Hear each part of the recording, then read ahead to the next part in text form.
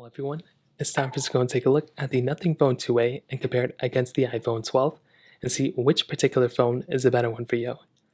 Now, both these phones are very good. I like both these phones a lot. The iPhone 12, though, is a 2020 device.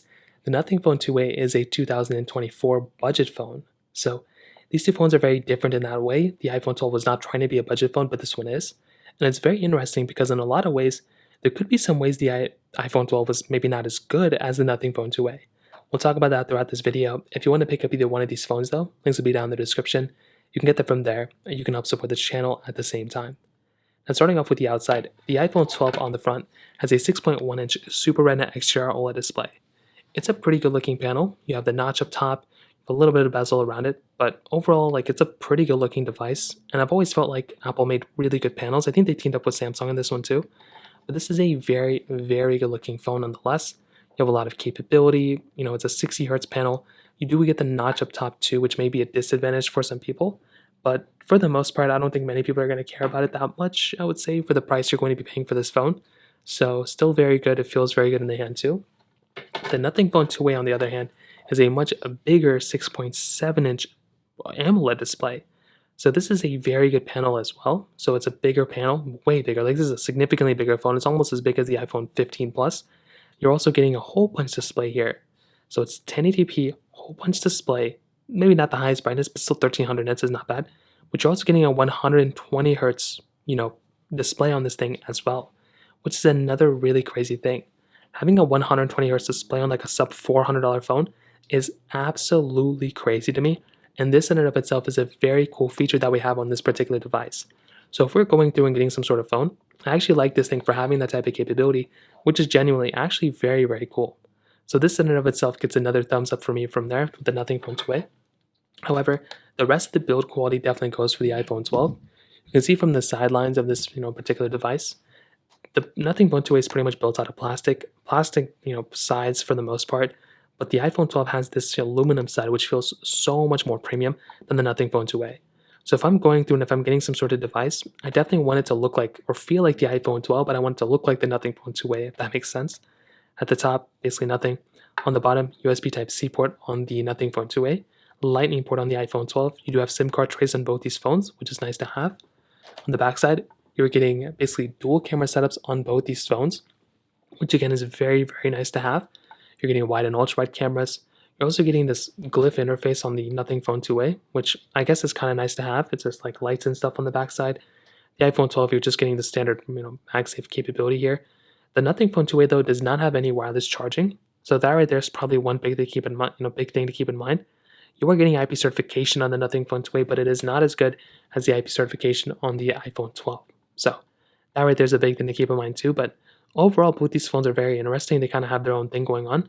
But I do like the iPhone 12 a lot, and I do feel like that device looks very, very good. And I feel like the Nothing Phone 2A looks better in some ways, but the iPhone 12 feels better in the hand. So from that side, that kind of covers it up.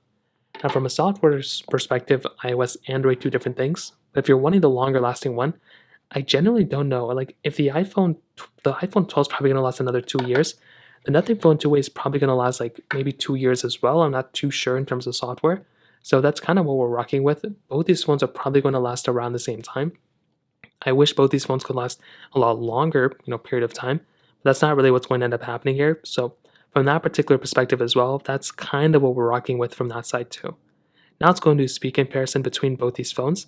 The Nothing Phone 2A has that MediaTek Dimensity 7200 Pro chipset with 8 or 12 gigabytes of RAM, where the iPhone 12 has that Apple A14 Bionic chip inside of it with 4 gigabytes of RAM. So let's go and see which one's a faster phone between both. Okay, all the apps are clear in the background, so let us get into it. Phone calls, 3, 2, 1. Okay, I think the iPhone 12 is faster. Let's do their app stores, 3, 2, 1. Now this is going to be very fast. Android phones typically have faster types of experiences of opening up their Play stores or app stores than the iPhones. Scrolling through, they're both kind of glitchy to be honest. Thing out of both these, we'd have some of these apps. Tempo on 2, 3, 2, 1. Now this is not that big of a game, but I do like testing it every once in a while. And I think the Nothing Phone 2A was the faster one here for the most part.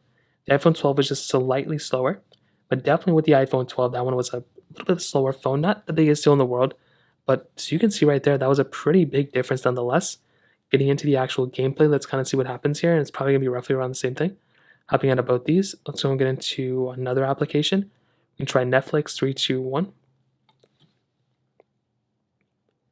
And I think the iPhone 12 was the faster one there. There's a lot of flip-flopping going on. Thank you, I do not have, which is weird. Snake vs. Blocks, 3, 2, 1.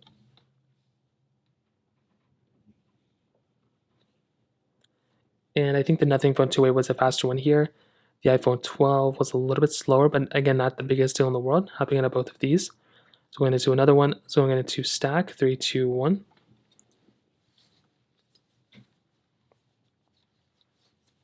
And you can see here, both are kind of doing their own thing.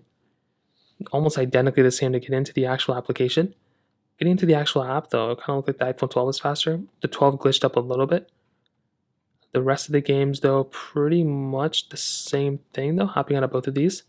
So I'll get into, I don't even know what other ones I have. The original top one, 3, 2, 1. Now, I don't know which one was the faster one. There was a lot of overlap going on. I don't really know if there's one that I would say was significantly faster than the other one, but you can see from sometimes the Nothing Phone 2A I think had bigger differences coming from the iPhone 12. So I think that was one thing that was a pretty big thing to keep in mind there too. Like if I was going through and getting a certain phone, I don't know which one it would be, but there was a lot of cases where the iPhone 12 kind of was a slower phone than the Nothing Phone 2A. So that's probably the one thing to keep in mind. But there were sometimes the iPhone 12 also beat the phone 2A as well. So it's one of those things to kind of remember.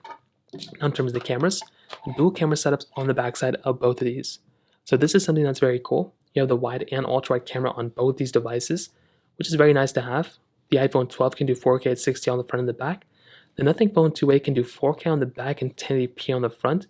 So it kind of can be kind of a downgrade going up to something like the Nothing Phone 2A. I feel like the iPhone 12's camera is significantly better. I've never even been like the iPhone 12's camera was that great. But you are definitely getting, I think, a better camera overall on something like the iPhone 12 than from something like the Nothing Phone 2A. You have photo mode, video mode, slow mode, time lapse, portrait mode, panorama mode. Pretty much a lot of overlap with most phones that have came out in the last couple of years. But I do think, as I mentioned before, if I'm going to go through and pick up one device, I mean, it probably would not be the Nothing Phone 2A from the camera perspective. I feel like this phone is good, enough for the most part.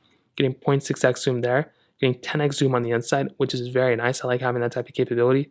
Getting video mode, slow mode, you're getting portrait mode, and under more, you're getting a lot more modes as well, which is really cool. But I definitely don't think this type of camera is like the first one I'd recommend people to buy because this phone just really isn't that great when it comes down to it. So from that perspective, that kind of covers it up there as well. And to kind of sum it up, if I'm being honest, I definitely do think both these devices are very good. I think that they're both having their own strong suits. They're both roughly around the same price right now. But I do feel like with the Nothing Phone 2A, this is a phone that is a little bit different. I mean, I like this phone a lot, and it's a very decent budget phone, but the camera is just not that great. But otherwise, this phone is actually really good for the price. And you're getting really good battery life from this phone too, which is a really awesome thing. The iPhone 12, this is, I think, a very, very good phone. I think it has a lot of capability still. It is 4 years old now, so it's kind of becoming a little bit older, but I still think this is an excellent phone for the most part. You can't really go wrong with it. And I do think Apple did a really good job with this device when it came out. So from that perspective, that kind of covers it up there for the most part. If you have any other thoughts or questions, let me know in the comment section below.